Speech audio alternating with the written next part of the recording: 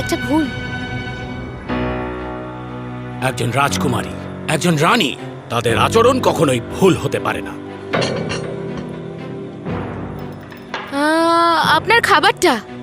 আমার আর খেতে ইচ্ছে করছে না। আমি খুব দুঃখিত মা।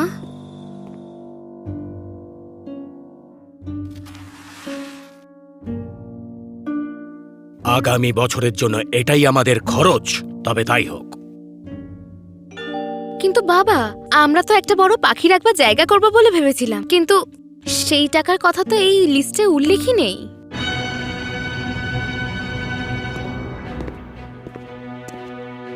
ওর সাহস কি করে হলো সবার সামনে কথা বলার? বাবা, আমি ক্ষমা চাও। আমি আমি খুব দুঃখিত বাবা। আমাদের যদি কথা বলা বারণ থাকে তাহলে আমরা সবাই যাই বা কেন?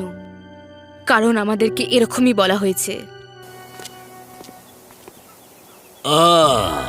স্বাগত স্ট্যান্টন, তুমি ছাড়া এটার মধ্যস্থতা আর কেউ করতে পারতো না। আপনার অসীম দয়া মহারাজ। এই সুন্দরী কন্যাটি কে? এ আমার মেয়ে এলিজা। মহারাজ, এটা আপনার জন্য।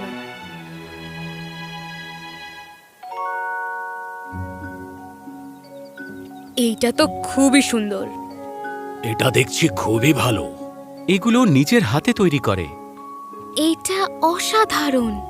আমার খুব ভালো লেগেছে যে আপনি এটা পছন্দ করেছেন। আমি এর আগে কোনোদিনও প্রাসাদে আসিনি।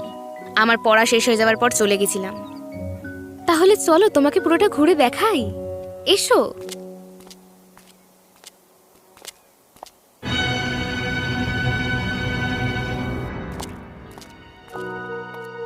সত্যি এটা খুব বড় একটা লাইব্রেরি।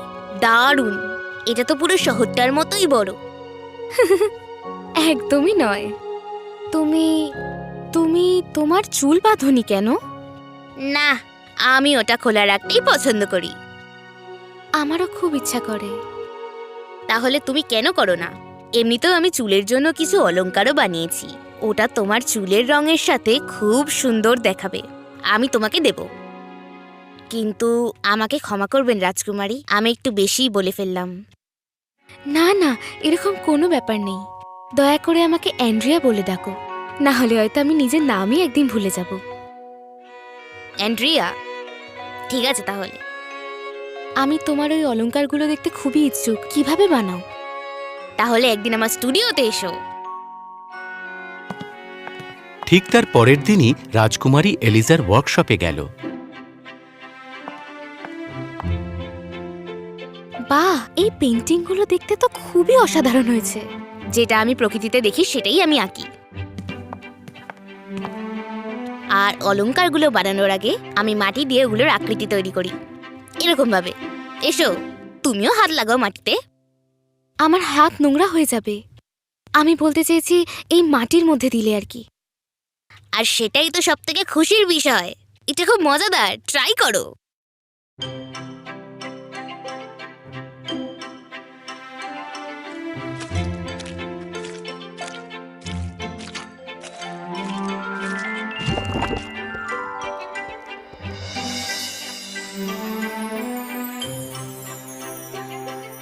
অ্যান্ড্রিয়া, তুমি তো খুব সুন্দর বানিয়েছো। আমি তো খুব মজা পাচ্ছি এটা করে। মনে হচ্ছে যেন ধরে রেখেছি নিজের হাতে।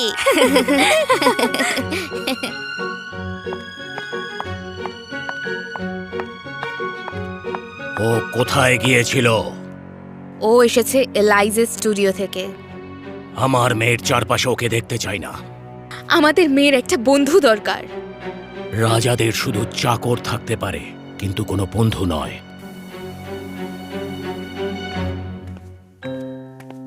রাজকুমারী, আপনার প্রিয় বন্ধু এখানে এসে গেছে। লাইজা, আমি তোমার জন্য এটা এনেছি। এগুলো খুব সুন্দর হয়েছে। এইটাকে চুলে লাগাতে দাও।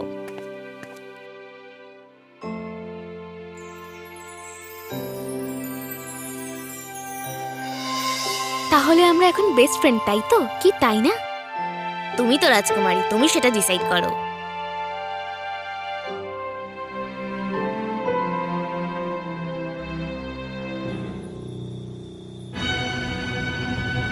আমি বলেছিলাম আমার মেয়ের চারপাশে ওকে যেন না দেখি।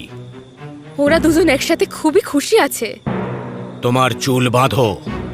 বাবা, একজন রাজকুমারীর আচরণে ভুল হওয়া উচিত নয়। কালকে এলাইজা আর আমি জঙ্গলে ঘুরতে যাব। ও আমাকে বলেছে অনেক দুষ্প্রাপ্য পাখি দেখাবে, যেটা আমরা আমাদের বার্ড স্যাংচুয়ারিতেও রাখতে পারবো না। মা, তুমি তো আমাদের সাথে আসতে পারো গো। এলাইজা খুবই ভালো মেয়ে। তোমার বাবা কখনো মানবেন না। মা প্লিজ। তোমার বাবা কালকে কোথাও বেরোচ্ছেন। উনি বেরিয়ে যাওয়ার পরে তুমি যেতে পারো। Thank you.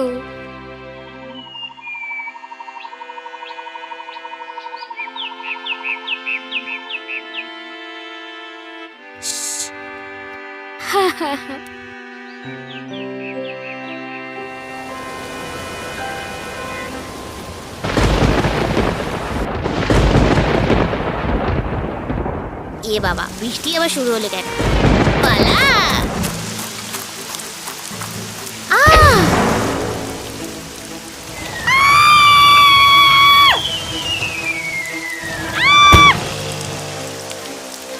Andrea, Andrea!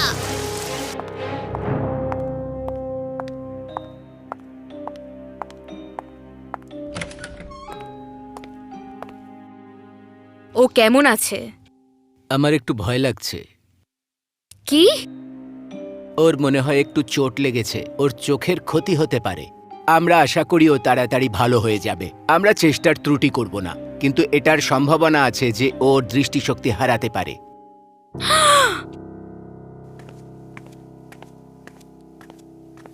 ধরে ফেলেছি। তুমি এখানে এসেছো আমি তো বুঝতে পারিনি। কি? আমার চুলের এই বেলসগুলোর আওয়াজ তুমি শুনতে পাওনি? তুমি বেলস পরেছো চুলে? তাহলে তুমি বুঝতে পারবে আমি সবসময় তোমার পাশে আছি, সব সময়। কোথায় তুমি নিয়ে এসেছো আমাকে? আমাদের জায়গায়। আমি কিভাবে দেখবো যে আমি কি বানাচ্ছি? প্রথমবারেও তুমি চোখ বন্ধ করে সেই পেঁচাটা বানিয়েছিলে, সেটাই করো। শুরু করো। এটা ওই রকমই যেন নিজের হাতে প্রকৃতিকে ধরে রেখেছো।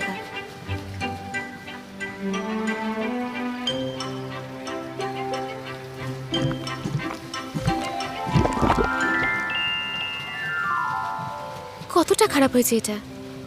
নিজের হাতে স্পর্শ করেই দেখো, তুমিও জানো এটা খুব সুন্দর। না, আমি জানি না এটা সুন্দর কিনা। আমি জানি না যে সবকিছু কিরকম দেখাচ্ছে। আর তুমি বুঝবে না আমার কতটা যন্ত্রণা। কখনো নয়।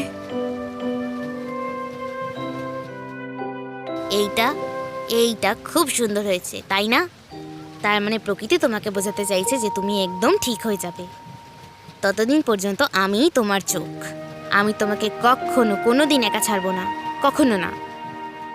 আমার প্রিয় কন্যা। হ্যাঁ মহারাজ। আমার মনে হয় রাজকুমারের একটু বিশ্রামের প্রয়োজন। আমি বাবা। গুড নাইট মহারাজ। আমি ওই মেয়েটিকে এখানে আর দেখতে চাই না। ওই মেয়েটি এই দুর্ঘটনার কারণ। আপনি জানেন না মহারাজ, ওই মেয়েটা আমাদের মেয়ের কিভাবে সেবা করে চলেছে। আমাদের ওকে প্রয়োজন নেই। আমাদের অনেক চাকর আছে। ওর জন্যই আজকে আমাদের মেয়ে এই রকম ক্ষতিগ্রস্ত হয়েছে। না বাবা, এটা একটা অ্যাক্সিডেন্ট। ওর দোষ নেই এটাতে। অনেক হয়েছে। হয় তুমি ওকে এখানে আসতে বারণ করো, না হলে আমি করব। আমাদের মেয়ের ওকে প্রয়োজন। আমাদের মেয়ের ডাক্তারের প্রয়োজন। আমি ওর জন্যই পৃথিবীর সেরা ডাক্তারটা এনে হাজির করব। এটা আমার সত্যিই মনে হয় আন্দ্রেয়া।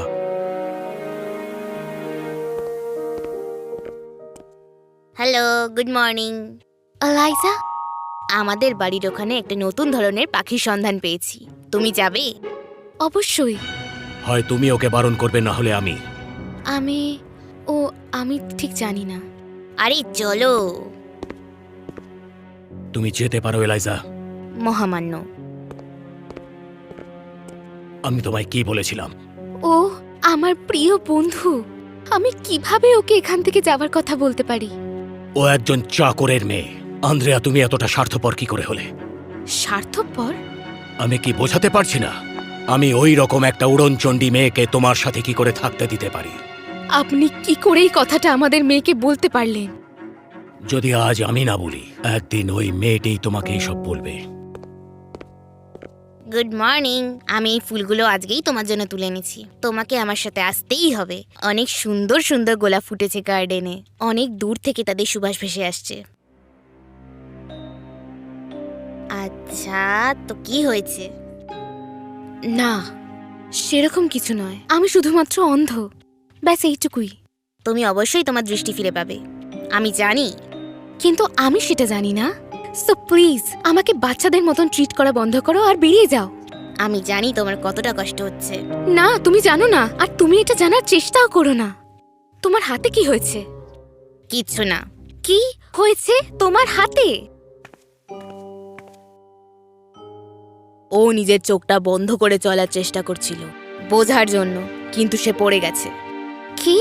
তুমি চেনো আমাকে, আমি একটু বোকা। কোনো ব্যাপার না, এটাতে একটুই কেটে গেছে। তুমি কেন আমাকে ছেড়ে যাচ্ছ না বলো? তোমাকে ছেড়ে চলে যাব যাকে আমি সব থেকে বেশি ভালোবাসি? কেন আমাদের রাজকুমারী এরকম একটা শাস্তি দিচ্ছে আমাকে? বলো আমাকে। আমাকে কোনো রকমের সহানুভূতি দেখিও না। তুমি কিভাবে বলতে পারো এইসব কথা? এটা মনে হয় সহানুভূতি নয়, এটা দোষ। তোমার জন্যই আমার আজকে এই অবস্থা হয়েছে, বুঝলে? তুমি এরকমটা নিশ্চয়ই মনে করো না অ্যান্ড্রিয়া। দূরে সরো, আর কোনোদিনও ফিরে এসো না অ্যান্ড্রিয়া। তাহলে এখন ও নিজের অসুখের হাত থেকে তোমায় রক্ষা করার চেষ্টা করছে। ওর ব্যথা কি শুধুই ওর? ও কি বুঝতে পারছে না যে আমিও কষ্টতে আছি, আর আমরা দুজন একসাথে থাকলেই একে অপরকে হেল্প করতে পারবো? সত্যিই বুঝতে পারছে না? আমি জানি ওরই সব থেকে বেশি কষ্ট হচ্ছে, কিন্তু আমার ব্যথা কি ও চোখে একদম দেখতে পাচ্ছে না? হঠাৎ করে কেন ও আমাকে এরমভাবে বের করে দিল? হয়তো তোমারই সেটা খুঁজে বের করা প্রয়োজন। কিভাবে? ও আমার সাথে একটুও কথা বলছে না। অন্য কারোর চেয়ে তুমি এটা ভালো জানতে পারবে। কিছু অনুমান করছো? রাজা, অবশ্যই ওই মহারাজ আমাকে ঘৃণা করেন। আরে উনি তো সমস্ত মানুষকেই ঘৃণা করেন, এমনকি উনি আমাকেও পছন্দ করেন না, যদিও আমি এসবে অভ্যস্ত হয়ে গেছি। আমি কি ওনার কাজে লাগতে পারি? নতুন পাখি সংগ্রহশালা, দেখা যাক আমি কি করতে পারি। কিন্তু মা, রাজকুমারীকেই তোমায় বেছে নিতে হবে। অবশ্যই ও করবে, আমি জানি ও করবে। রাজকুমারী, আপনি কি করে এরকম একটা মানুষকে হার্ট করতে পারেন যাকে আপনি সব থেকে বেশি দরকার? ও নিজের জীবনটা আমার জন্য নষ্ট করতে পারে না। রাজকুমারী, আপনার পাশে থাকা ছাড়া ও আর কিছুই চায় না এই জীবনে, কিন্তু ওকে এভাবে তাড়িয়ে দিয়ে আপনি ওকে খুবই যন্ত্রণার মধ্যে ফেলে দিয়েছেন। বন্ধুত্বের মধ্যে তখনই গভীরতাটা বেশি হয় যখন দুজন বন্ধু একসাথে থাকে। দূরত্ব দুজনকেই শেষ করে দেয়। আপনি কি করে ভাবলেন যে ওর মন খারাপ হবে না যদিও আপনার থেকে দূরে থাকে? কাউকে ভালোবাসলে তার পাশে থাকতে হয় রাজকুমারী। মহারাজ, আমার মেয়ে একজন দক্ষ পক্ষী বিশারদ। এই পাখি সংগ্রহশালার জন্য ও সম্পূর্ণ উপযুক্ত। এটা একদম সত্যি কথা মহারাজ।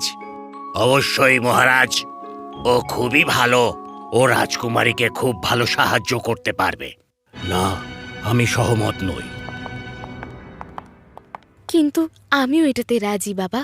প্রথমত, মহারাজ, সেঞ্চুয়ারি ইনচার্জ হওয়ার জন্য আমার প্রথম অভিযোগ হলো যে আমাকে ছাড়া এই মিটিংটা করা হচ্ছে। দ্বিতীয়ত, আমি আলাইজাকে নিজের টিমে নিচ্ছি। ওর থেকে ভালো প্রকৃতি আর পাখিকে কেউ চিনতে পারে না। ওর মতন ভালো করে আর কেউ চিনতে পারে না। আলাইজা এটার জন্য পারফেক্ট। আমি একটা রাজকুমারীর তো এরকমই হওয়া উচিত মহারাজ, যে নিজের সিদ্ধান্ত দায়িত্ব নিজেই নিতে পারে। আমি ওর সাথে সহমত। আর এভাবে রাজকুমারী আর এলাইজা আবার একত্রিত হলো। দুই বন্ধু আবার একসাথে হাসলো, একসাথে কাঁদলো, একসাথে কাজ করলো। আর এই ভালোবাসা, এই বন্ধুত্ব আনন্দ আনলো আর সুস্থতাও আনলো।